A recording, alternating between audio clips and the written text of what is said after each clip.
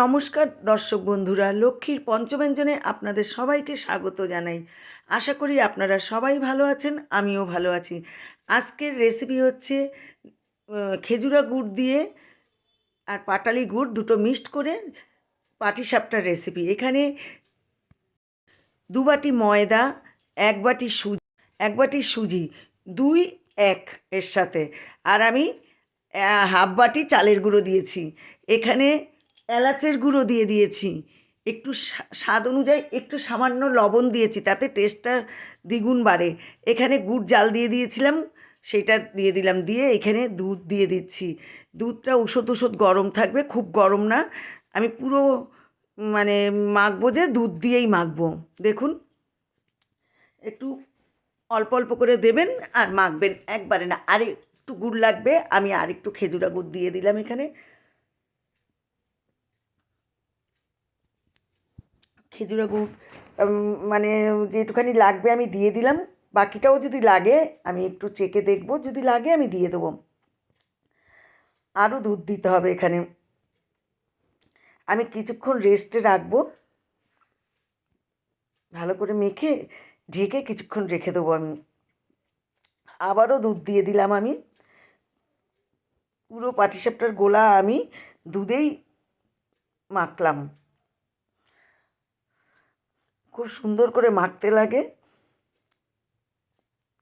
আবার দুধ দিয়ে দিলাম আমি। দেখুন, খুব ভালো করে এবার মিশিয়ে নেবো সব আমি। দেখুন, হাতার পিছনটা দেখুন, ঠিক এরকম হবে। এখানে আমি ফ্রাই প্যান বসিয়ে দিয়েছি। আমি আধ ঘন্টা ঢেকে রেখে দিয়েছিলাম, সেটা দেখানো হয়নি। তেল দিয়ে, সাদা তেল দিয়ে বুলিয়ে ব্রাশ দিয়ে আমি একটা টিস্যু পেপার দিয়ে মুছে নিলাম। এখানে গোলা দিয়ে দিয়েছি, নারকেলের ছেই দিয়ে দিচ্ছি। দেখুন,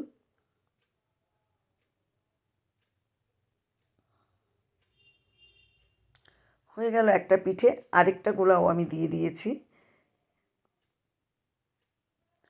সেটাও হয়ে গেল। পরপর করে বেশ কিছু আমি দিয়ে দিচ্ছি। এরকম করে সবগুলো আমি পিঠে তৈরি করে নেবো আমি। দেখুন, প্রথম না দুটো একটা ভালো উঠে না, মনে মানে দেখবেন প্রথম পিঠে দুটো একটা ভালো উঠবে না, তারপরের পিঠেগুলো খুব সুন্দর উঠে যাবে। দেখুন কি সুন্দর উঠে যাচ্ছে।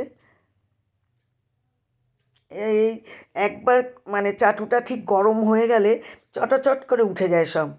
আরেকটাও আমি তৈরি করে নিচ্ছি, আপনাদের দেখাচ্ছি। দেখুন, মানে ধরার আগে উঠে যাচ্ছে, এত সুন্দর। এখানে কিন্তু আমি তেল ব্যবহার একটুও আর করছি না। চাটু মানে তাওয়া তৈরি হয়ে গেছে পিঠের জন্য একদম। দেখুন কি সুন্দর হয়ে যাচ্ছে সব, এত সুন্দর হয়ে গেছে। একটা অনুরোধ, ভিডিওটা টেনে দেখবেন না, পুরো ভিডিও দেখবেন। দেখুন দেখতে কি সুন্দর, লোভনীয় হয়েছে। ভিডিওটি যদি ভালো লাগে লাইক, কমেন্ট, শেয়ার, সাবস্ক্রাইব করে পাশে থাকবেন। ভালো থাকবেন আপনারা, সুস্থ থাকবেন।